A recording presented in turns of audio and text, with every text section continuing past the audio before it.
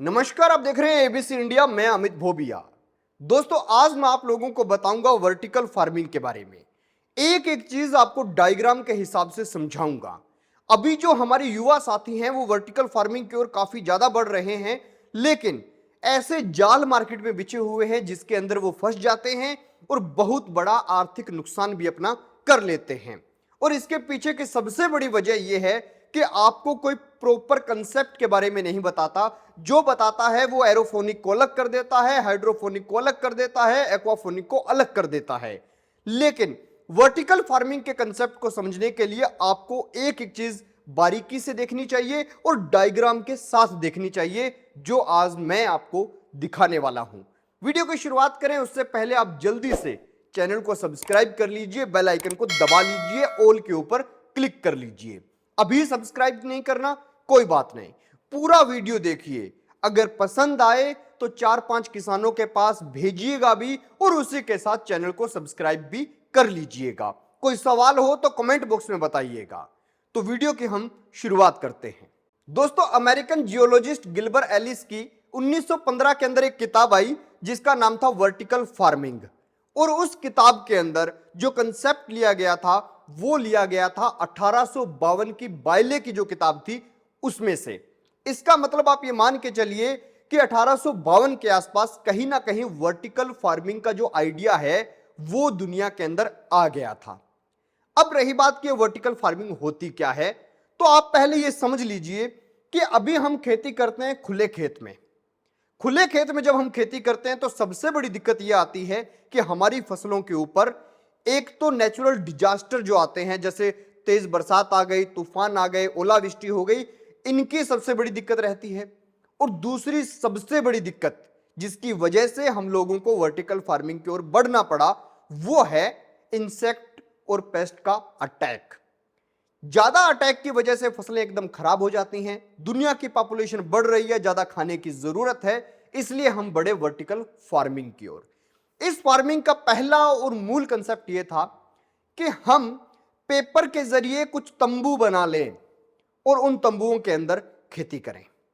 अब सवाल यह कि उन तंबुओं के अंदर प्रॉपर मॉइस्चर कैसे देंगे, एयर कंडीशन कैसे करेंगे, कितना टेम्परेचर चाहिए, यह सब कैसे करेंगे। तो उसका जुगाड़ हमारे पास इलेक्ट्रिसिटी के जरिए आ गया, यानी कूलर, पंखे, आपका एसी, ये सब जो हैं ये अंदर के सारे सिस्टम को कंट्रोल करने में माहिर थे। लेकिन यहां भी एक दिक्कत आई। जब हम इस तंबू में खेती कर रहे हैं तो ज्यादा उत्पादन नहीं ले पाएंगे, क्योंकि इतने बड़े बड़े तंबू लगाने में बहुत खर्चा आ जाएगा। तो ऐसे में वर्टिकल फार्मिंग का कंसेप्ट इजाद हुआ और वो कहता है कि हम लेयर में खेती करेंगे, एक दूसरे के ऊपर खेती करेंगे। एक पौधा यहां लगा, उसके ऊपर पौधा है, पाइप लगा दी, पाइप के चारों ओर पौधे हैं। यानी अब तक हम हॉरिजेंटली चल रहे थे मैदान पे, अब हम वर्टिकली ऊपर बढ़ेंगे। तो ऐसे में जितना उत्पादन हम लेना चाहें उतना उत्पादन ले सकते हैं। बस हमें तय करना है कि हम 1 एकड़ में कर रहे हैं, 2 एकड़ में कर रहे हैं, तो हमें कितना ऊपर जाना है। जितना ऊपर हम जाएंगे उतनी ज्यादा प्रोडक्शन हमारी बढ़ती रहेगी। तो यहां से कम जमीन पर कम पानी के साथ कम खर्चे के साथ खेती का स्वप्न आया, वो है वर्टिकल फार्मिंग। अब वर्टिकल फार्मिंग के अंदर 2-3 चीजें और होती हैं।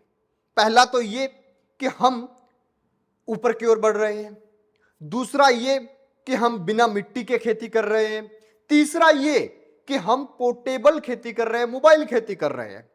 आज मेरे पास यहां पर वर्टिकल फार्मिंग में धनिया उगाया हुआ है। अब मुझे इसे भेजना है पाकिस्तान को। पाकिस्तान को मैं काट कर क्यों भेजूं? क्या ऐसा नहीं हो सकता कि मैं पूरी की पूरी ट्रे भेज दूं जिसके अंदर धनिया जो है वो ग्रोथ करता रहेगा? मेरे पास ऐसे ऐसे कंटेनर हैं जहां से एक जगह से दूसरी जगह मैं आराम से शिफ्ट कर सकता हूं। तो ये सारे के सारे कंसेप्ट जो हैं ये वर्टिकल फार्मिंग की बेसिक कंसेप्ट हैं। इसके अंदर जब हम प्रोसेस में घुसते हैं कि वर्टिकल फार्मिंग का प्रोसेस कैसे काम करता है, तो वो कैसे करता है, उसमें सबसे पहला आता है हाइड्रोफोनिक। हाइड्रोफोनिक का मतलब हुआ पानी के जरिए हम फसल को पका रहे हैं। अब ये है आपके पास एक डायग्राम, नीचे बना है एक टैंक उस टैंक के अंदर पानी है और उसके अंदर हम 16 प्रकार की वो चीजें डाल देते हैं जो किसी भी पौधे को ग्रोथ के लिए चाहिए। वो है calcium nitrate, potassium sulphate, potassium nitrate, monopotassium phosphate, magnesium sulphate, boron, chlorine, copper, iron, manganese, sodium, zinc, molybdenum, nickel, cobalt और सिलिकॉन। ये हमने इसके अंदर डाल दिया, मिला दिया, पंप के जरिए इस पानी को ट्रे तक पहुंचाया। ट्रे जब अपने लेवल पे भरने लगी तो वहां पे एक हमने ओपनिंग छोड़ दी जिससे वो पानी वापस इस टैंक के अंदर आ गया। यही पानी पूरे दिन घूमता है और इन पौधों को ग्रोथ करवाता है, और ये ग्रोथ जमीन पर जितनी होती है उससे ज्यादा तेजी से यहां पर होती है। इसके अंदर हमने क्या बचाया कि इसके अंदर स्प्रे की जरूरत नहीं, इंसेक्ट्स का अटैक नहीं, जमीन की ज्यादा जरूरत नहीं, कम पानी की आवश्यकता, और हमारा जो पौधा है वो ग्रोथ कर रहा है। यह होता है हाइड्रोफोनिक। अब वैज्ञानिकों ने और दिमाग लगाया। वो क्या था कि अगर पौधे की जड़ों के पास ऑक्सीजन की मात्रा बढ़ा दी जाए तो उत्पादन और ज्यादा होगा। तो हम आ गए एरोफोनिक की दुनिया में। हमने टैंक वही रखा, उसके अंदर मटेरियल भी वही रखा, लेकिन उसकी मात्रा थोड़ी कम कर दी, और हमने स्प्रे वाली नोजल लगा दी जो पौधों की जड़ों के पास पानी फेंक रही है। अब जब वो पानी फेंक रही है, अपनी भाप बना रही है, वहां पे हल्का हल्का फवारा चल रहा है, उस फवारे से भाप बन रही है और ऑक्सीजन का लेवल पौधे की जड़ों के पास इंक्रीज हो रहा है। अब पौधा और ज्यादा तेजी से ग्रोथ कर रहा है, कम से कम 40 से 45% ज्यादा तेजी से ग्रोथ होने लगी। अब वैज्ञानिकों ने कहा नहीं, इसके अंदर हमें कैल्शियम नाइट्रेट, पोटाशियम सल्फेट ये सब डालना पड़ता है। इस वजह से यहां से जो उत्पादन हम ले रहे हैं उसके ऊपर ऑर्गेनिक होने की मोहर नहीं लगती। तो वैज्ञानिकों ने कहा अपन चलो एक्वाफोनिक की ओर, जहां पे हम जो प्रोड्यूस करेंगे वो टोटली ऑर्गेनिक भी होगा। तो हमने एक टैंक बनाया, उस टैंक के अंदर मछलियां छोड़ दी। मछलियां कुछ खाएंगी और पोटी करेंगी, तो पोटी के अंदर होगा अमोनियम। और जो पानी है उसके अंदर अमोनियम बढ़ गया। हमने पंप के जरिए उस पानी को पौधों को दिया। पौधों के पास जो नाइट्रिफिकेशन करने वाला बैक्टीरिया है उसने उस अमोनियम को नाइट्रेट में बदला और पौधे के भोजन के रूप में वो उसे काम आ गया, और जो उसकी पोटी का सॉलिड मटेरियल था वो बायो फर्टिलाइजर के रूप में पौधे की जड़ों के पास रुक गया। और जो फ्रेश पानी बना अमोनियम निकलने के बाद, पौधों ने अमोनियम सोख लिया, उसके बाद में जो पानी आया वो वापस टैंक में आ गया, और उसी पानी पर हमारी मछली जिंदा रह रही है। साथ में मछली ग्रोथ कर रही है और साथ में हमारे पौधे ऑर्गेनिक रूप से ग्रोथ कर रहे हैं। यह हुआ एक्वाफोनिक। तो ये जो तीनों हैं, हाइड्रोफोनिक, एरोफोनिक, एक्वाफोनिक, ये हैं वर्टिकल फार्मिंग के आगे के 3 प्रोसेस। और ये पूरा कंसेप्ट अगर हम मिलाएं तो इसे कहा जाता है वर्टिकल फार्मिंग। अब रही बात कि इसके अंदर लोग फंसते कैसे हैं। मैं हूं एक ऐसा व्यक्ति जो वर्टिकल फार्मिंग कर रहा है, चाहे वो हाइड्रोफोनिक की दुनिया में, एरोफोनिक की दुनिया में और एक्वाफोनिक की दुनिया में, किसी में भी कर रहा है। मेरे पास एक यूट्यूबर आया, भाई साहब कैसा चल रहा है काम, मेरे को कमाई है 1 करोड़ की मान लो, और मैं बता रहा हूं वहां पे 10 करोड़। अब इसके पीछे मेरा लालच क्या है? मेरा लालच ये है कि लोग देखेंगे, इंस्पायर होंगे और वो फिर मेरे से कांटेक्ट करेंगे तब उन्हें बोलूंगा कि इसके शेड लगाने का, इसकी पाइप की, इसके पौधों की सारी व्यवस्था भाई साहब मैं आपको करके दूंगा। और जब भाई साहब आपको सब मैं करके दूंगा तो उसमें अपना कमीशन खाऊंगा तो मेरा व्यापार और बढ़ेगा, मुझे पैसा बनेगा। ऐसे में बहुत सारे युवा जो है यूट्यूब पर, फेसबुक पर इधर उधर मोटी कमाई देखकर इनके चक्कर में भी पड़ रहे हैं, लेकिन इनके अंदर जो नुकसान है उसको नहीं समझ रहे। देखो 2 पर्सपेक्टिव हैं।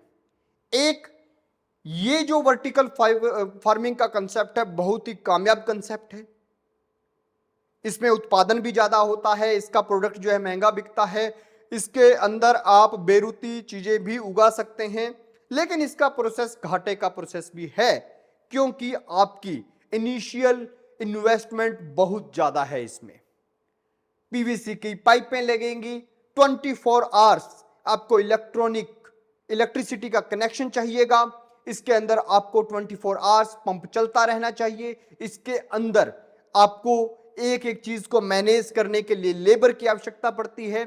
इसी के साथ इनको मेंटेन रखने के लिए सीजन के साथ साथ बहुत सी चीजों को बदलना पड़ता है, लगाना पड़ता है। और इसी के साथ इसके अंदर आप गेहूं नहीं बो सकते, इसके अंदर आप हरी पत्तेदार चीजें ही बो सकते हैं केवल, या फिर कुकंबर जैसी चीजें बो सकते हैं, या फिर कोई टमाटर चिली जैसी चीजें बो सकते हैं। यानी कि सारी प्रकार की खेती इसके अंदर नहीं कर सकते। और दूसरी सबसे बड़ी दिक्कत, अगर मैं अपने घर पे मानूं कि हमारे यहां हम ये कर लें, तो एक सोचने वाली बात है कि हमारे यहां जब तूफान आता है तो इतना भयानक आता है कि कई घर के घर ढह जाते हैं, कई पेड़ के पेड़ गिर जाते हैं। तो इसका जो तंबू हम बनाएंगे, मैं उसको तंबू ही कहता हूं, जो हम पूरा प्लास्टिक का पॉली हाउस टाइप बनाते हैं, वो बनाएंगे, वो हवा में कैसे टिकेगा? दूसरी बात, वो टिक गया हवा में, बहुत अच्छे से मजबूती से बनाया है।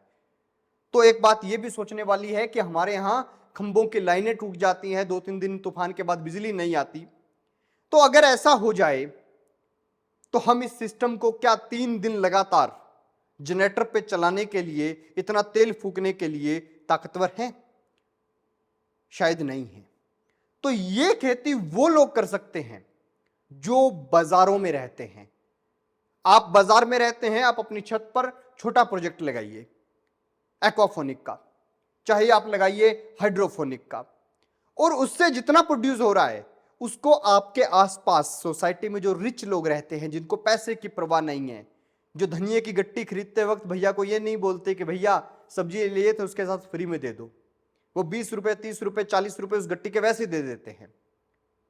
आप वैसे लोग अगर आपकी सोसाइटी में हैं तो आप इसकी खेती करके और फिर उन लोगों को जो है आप अपने साथ जोड़ के अपना कारोबार चला सकते हैं। लेकिन मुझे नहीं लगता कि सामान्य स्तर पर भारत का कोई किसान अगर इसकी खेती करना, इसको चलाना चाहे इस पूरे प्रोसेस को, तो वो कामयाब है। खैर दोस्तों, आपकी जो भी राय है उसे कमेंट बॉक्स में जरूर बताइएगा। और इसी के साथ वीडियो अगर आपको लगा हो कि भाई अच्छा बना है तो चैनल को सब्सक्राइब कर लीजिएगा, नहीं अच्छा बना तो अपना सुझाव कमेंट बॉक्स में दे दीजिएगा।